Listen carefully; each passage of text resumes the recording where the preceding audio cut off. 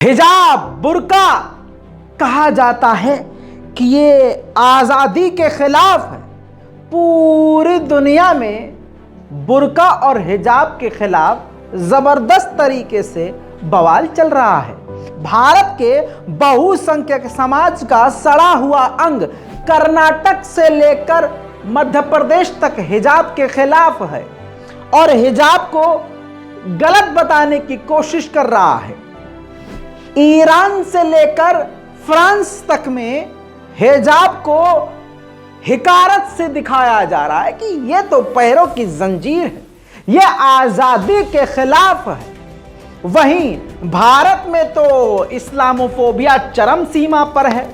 तो आपका स्वागत है रज़ाग्राफी अनस्क्रिप्टेड के स्पेशल एपिसोड में, जिसमें हम आपको बताएंगे कि जिस हिजाब को आज गू खाकर मूत पीकर सड़कों पर डोलने वाले और ट्विटर पर जहर फैलाने वाले, सोशल मीडिया पर इस्लामोफोबिया के साथ साथ दूसरे समाज के लिए भी नफरत फैलाने वाले और बहुसंख्यक समाज के कुछ सड़े हुए लोग लगातार जो मुसलमानों के खून के प्यासे हैं, उनकी औकात याद दिलाते हुए आज पूरी दुनिया के सामने बता दूं कि जिस हिजाब को तुम आज़ादी की बेड़ियां मान रहे हो, वही बुर्का ऊपर से नीचे तक बुर्का पहने हुए एक महिला ने भारत की आज़ादी की लड़ाई और आंदोलन में, इस देश की पहली महिला ने सबसे पहले ही महात्मा गांधी का हाथ थामा और उनके साथ उनके कहने पर, उनके इशारों पर उन्होंने देश की आज़ादी के लिए बुर्का पहनकर बहुत सारे अभियानों में हिस्सा लिया। उन महिला ने, जिनकी मैं बात कर रहा हूं, जानकारी के लिए बता दूं, महात्मा गांधी के प्लान के तहत वो महात्मा गांधी के साथ चली और आज़ादी के लिए उन्होंने लड़ाई लड़ी। और उनके बारे में कहा यह जाता है कि भारत की वो पहली महिला थी जिन्होंने बुर्का पहनकर बड़ी बड़ी रैलियों में तकरीर करी, भारत की आज़ादी के लिए जनसभाएं करी बुर्का पहनकर। ताउम्र उन्होंने बुर्का पहना और इस देश को आज़ाद कराने के लिए भी उन्होंने बुर्के को किनारे नहीं किया।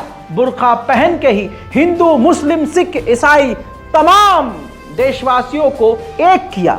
नाम आपको बता दूं, आबादी बानो बेगम। जी हां, ये है वो आबादी बानो बेगम जिन्होंने देश के लिए वो सब कुछ किया जो कभी अंधभक्तों के सात पुश्ते नहीं कर पाएंगी, न उनके बाप दादाओं ने कभी किया।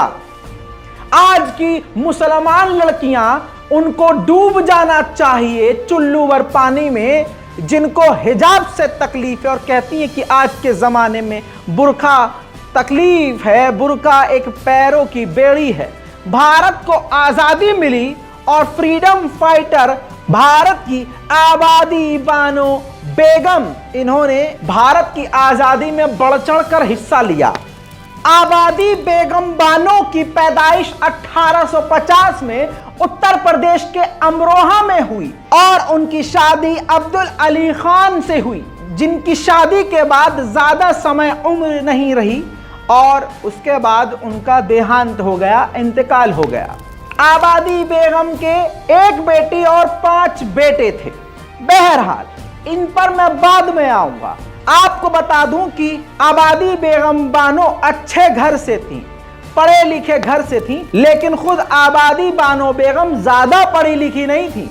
लेकिन क्योंकि परिवार एडवांस था, परिवार पढ़ने लिखने के लिए आगे बढ़ रहा था, इस वजह से आबादी बानो बेगम भी, जी हां, पढ़ाई लिखाई और शिक्षा को अहमियत देती थी। जिसके बाद जब उनके पति का इंतकाल हुआ तो अपने बच्चों को खुद पाला और उन्होंने बरेली भेजा अपने बच्चों को पढ़ने लिखने के लिए, वो भी अपने गहने बेचकर। महात्मा गांधी जी के कहने पर आबादी बानो बेगम ने खिलाफत मूवमेंट में हिस्सा लिया और उनको एक अहम रोल दिया था हिंदू मुस्लिम यूनिटी के लिए। वो एक पहली मुस्लिम बुर्के वाली महिला थी जिन्होंने तमाम हिंदू हो या मुस्लिम उनको एक किया, जिसके बाद हिंदू हो या मुस्लिम सभी उनकी इज्जत करते थे। आपको यह भी बता दूं कि उस जमाने में, उस दौर में आजादी की लड़ाई में महिलाएं इतना इंटरेस्ट नहीं ले रही थी। महात्मा गांधी ने इनको जिस काम पर लगाया उसमें यह भी काम था कि महिलाओं को प्रोत्साहित करना है। आबादी बानो बेगम ने सबसे ज्यादा महिलाओं को, हिंदू हो या मुस्लिम, सबसे ज्यादा प्रोत्साहित किया और एक बड़ा ग्रुप बनाया जिन्होंने महात्मा गांधी के साथ मिलकर काम किया। सिर्फ इतना ही नहीं, इनका रोल स्वदेशी मूवमेंट में भी था। इन्होंने बाइकॉट का भी ट्रेंड करवाया, उसको आम करवाया। लोगों और महिलाओं से, खासकर महिलाओं से कहा कि अपने घर में ब्रिटिश सामान आने मत दो।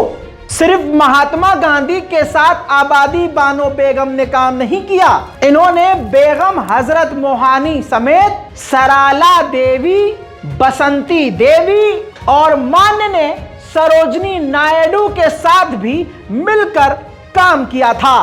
वो भी याद रखिएगा, हिजाब में और बुरखे में। आपको हैरानी होगी, आबादी बानो बेगम ने अपने बच्चों को इंग्लिश मीडियम से पढ़ाया ताकि वो अंग्रेजों से लोहा ले सकें, और उन्होंने कूट कूट कर देशभक्ति अपने बच्चों में भरी। अब उनके बच्चों का नाम ही सुन लीजिए, अली बरादरान के नाम से उनको पहचाना जाता था। मौलाना मोहम्मद अली जौहर। मुझे उम्मीद है कि आप अब नाम से पहचान गए होंगे। दूसरे हैं शौकत अली। ये दो नाम इतिहास के सुनहरे अक्षरों में लिखा गया है। मोदी जी चाहे दम लगाकर इतिहास मिटाएं, नया इतिहास भाई बहनों लिखवाएं, लेकिन पूरी दुनिया के इतिहास में उनके नाम छपे और गुदे हुए हैं। मौलाना जौहर और उनके भाई इन अली बरादरान ने देश के लिए क्या क्या किया आप जानते हैं, लेकिन जिस नाम को इतिहास आप और हमने भुला दिया, एक छोटी सी कोशिश करके मैंने आपके सामने सब वो रख दिया।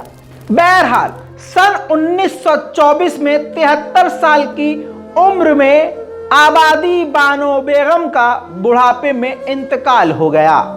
इस दौरान उनके बच्चे उरूज पर थे और उन्होंने अपने बच्चों को आजादी की लड़ाई में झोंक दिया था। तो हिजाब को अगर कोई कहे कि पैरों की बेड़ी है, लानत है तुम पर। मुसलमान महिलाओं को जो कमजोर बनाने और दिखाने की कोशिश कर रहे हैं, थू है तुम पर।